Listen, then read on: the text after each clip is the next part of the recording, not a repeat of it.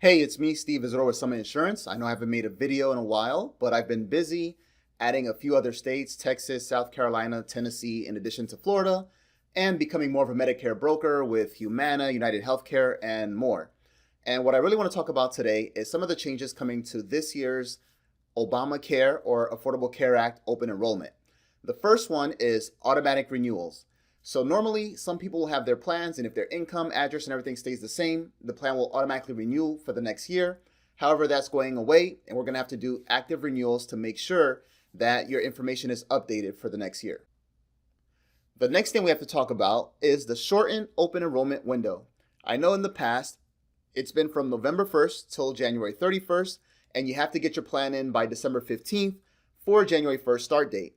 And although in the past I've been able to get it in after December 15th for January 1st start date, those avenues are starting to close. So it's very important that you know that the entirety of open enrollment is going to be from November 1st until December 15th. And there's a strong possibility I will not be able to fix your plan after the 15th of December.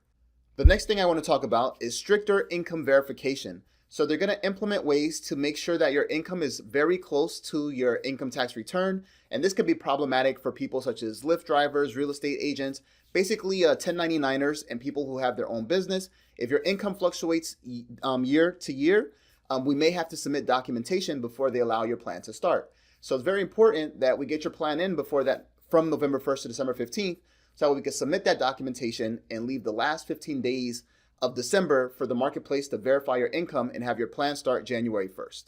The last thing I want to talk about is the Inflation Reduction Act. What it did is it allowed for higher income earners to still get a tax credit.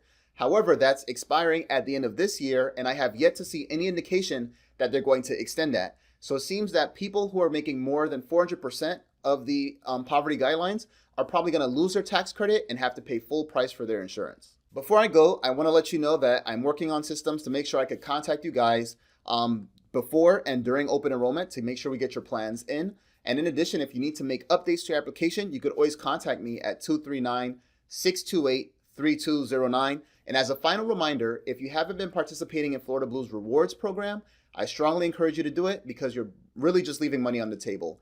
Thank you and have a great rest of your summer.